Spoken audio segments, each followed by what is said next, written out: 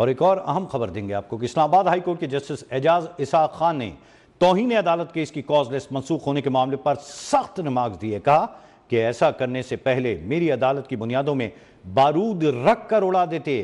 عدالتی حکم کے باوجود بانی پی ٹی آئی سے ملاقات نہ کروانے پر توہین عدالت کیس کی کاز لسٹ منسوخ کرنے پر عدالت کی طلب کرنے پر ڈیپٹی رجسٹرار جوڈیشل اسلام آباد ہائی کورٹ سلطان محمود عدالت میں پیش ہوئے.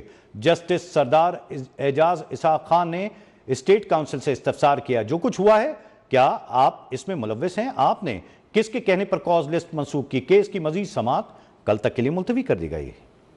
بانی پی ٹی آئی کے وکیل مشال یوسف زئی کی جیل سپرنٹینڈنٹ کے خلاف توہین عدالت کیس کی کاز لسٹ منسوخ کرنے سے متعلق کیس کی سماعت جسٹس سردار اعجاز اسحاق خان نے کی. جسٹس سردار اعجاز اسحاق خان نے ڈیپٹی رجسٹرار سلطان محمود سے استفسار کیا کہ جو کچھ ہوا ہے کیا آپ اس میں ملوث ہیں؟ آپ نے کس کے کہنے پر کاز لسٹ منسوخ کی؟ ڈیپٹی رجسٹرار جوڈیشل نے بتایا کہ ہمیں چیف جسٹس آفس سے ہدایات آئی تھی. جسٹس سردار اعجاز اسحاق خان نے کہا کیس منتقلی کے لیے متفرق درخواست کس قانون کے تحت دائر کی گئی؟ کیا ریاست جج کی مرضی کے بغیر کیس لارجر بینچ کو منتقل کرنے کی حمایت کرتی ہے؟ یہ میری ذات کا یا میرے اختیارات کا مسئلہ نہیں بلکہ ہائی کورٹ کی توقیر کا ہے. شعیب شاہین نے کہا اس کیس میں ریاست اور سپرنٹینڈنٹ تو متاثرہ فریق بھی نہیں تھے. مشال یوسف زئی نے کہا کہ ہمارے ساتھ باہر یہ ہو رہا ہے تو بانی پی ٹی آئی اور بشرا بی بی کے ساتھ جیل میں کیا کرتے ہوں گے؟ جسٹس سردار اعجاز اسحاق خان نے ریمارکس دیے کہ آپ وہ بات کر رہی ہیں ہمیں تو اپنے ادارے کی فکر ہو گئی ہے. اسلام آباد ہائی کورٹ رولز میں نہیں ہے کہ جج کی مرضی کی بجائے چیف جسٹس کیس ٹرانسفر کر دے. اگر بڑے صاحب کی مرضی کہیں اور ہے تو وہ کہیں کہ میں کیس اپنے پاس لے لوں. کیا کاز لسٹ فیصلہ کرے گی کہ عدالت انصاف کیسے دے گی؟ ڈیپٹی رجسٹرار جوڈیشل نے کہا کہ ہم نے چیف جسٹس آفس سے ہدایات کے لیے معاملہ بھیجا. کیس لارجر بینچ کو منتقل کرنے کا کہا گیا. اسلام آباد ہائی کورٹ نے ڈیپٹی رجسٹرار جوڈیشل کو تحریری جواب جمع کرانے کا حکم دیتے ہوئے کیس کی کاز لسٹ منسوخ اور دوسرے بینچ کو منتقل کرنے پر ایڈوکیٹ جنرل اسلام آباد سے جواب طلب کر لیا. کیس کی سماعت کل تک ملتوی کر دی گئی.